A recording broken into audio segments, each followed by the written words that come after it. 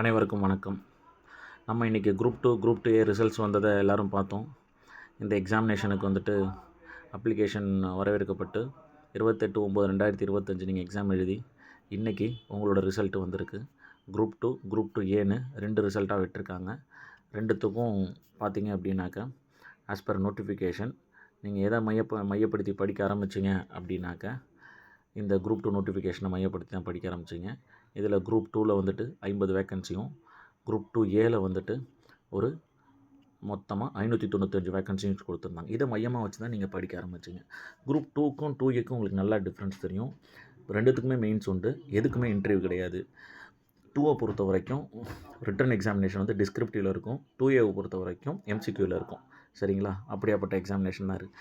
But அதுக்கப்புறம் என்ன பண்ணாங்க, நோட்டிஃபிகேஷன் விட்டதுக்கப்புறம் இவங்க ஒரு அடண்டம் ரிலீஸ் பண்ணி குரூப் டூவில் கொஞ்சம் போஸ்ட்டும், குரூப் டூ ஏல ஒரு பல்க் போஸ்ட்டும் நமக்கு வந்து போஸ்ட் பண்ணி நமக்கு வந்து அதிகப்படுத்தி கொடுத்தாங்க. நமக்கும் சந்தோஷமாக தான் இருந்துச்சு.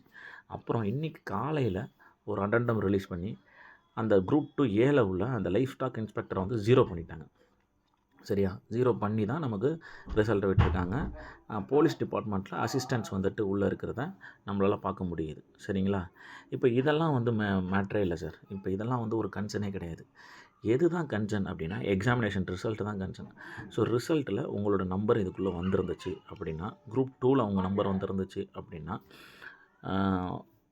உங்களுக்கான எக்ஸாமினேஷன் வந்துட்டு 22/2/2026 அன்றைக்கி. ஓகே, பேப்பர் 2 தான் முக்கியம். பேப்பர் 1 எலிஜிபிலிட்டி அது எல்லோரும் நீங்கள் செமையாக சூப்பராக பண்ணிடுவீங்க. ஓகேங்களா? குரூப் டூவை பொறுத்த வரைக்கும் என்றைக்கு, 2ஏவை பொறுத்த வரைக்கும் என்றைக்கு அப்படின்னாக்கா 8/2/2025. என்ன சார் ரொம்ப முக்கியமானது, ரொம்ப வந்து எக்ஸாம் தான். எக்ஸாம் எப்படி ஃபோக்கஸ் பண்ண போகிறோம் அப்படின்றது தான். 22ஆம் தேதியாக இருந்தாலும் சரி, அது உங்களுக்கு 8ஆம் தேதியாக இருந்தாலும் சரி, எப்படி ஃபோக்கஸ் பண்ண போகிறோம் அப்படின்றது தான் ரொம்ப முக்கியம்.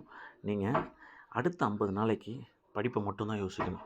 உங்களால் எதை பற்றி மட்டும்தான் யோசிக்க வேணும், நம்ம அந்த 500 பேருக்குள்ளே இருக்கிறோம், அவ்வளோதான். நீங்கள் எப்படி சார் அடுத்த 50 நாளில் படிக்கிறது, 70 நாளில் படிக்கிறதுலாம் யோசிக்கக்கூடாது. படிப்பு அவ்வளோதான் சார். நல்லா யோசிச்சிங்க, நல்லா படிச்சிங்க அப்படின்னாக்கா இந்த 50 நாள் எதை பற்றியும் யோசிக்காமல் படிச்சிங்கனாக்கா நிச்சயமாக உங்களால் வெற்றி அடைய முடியும். வேறு எதை பற்றியும் நீங்கள் வந்துட்டு யோசிக்க வேண்டிய அவசியம் கிடையாது. உங்களுக்கு கொடுக்கப்பட்ட மாதிரி தான் எல்லாருக்கும் டைம் கொடுத்துருக்காங்க. நிச்சயமாக உங்களால் முடியும். வெற்றி நிச்சயம்.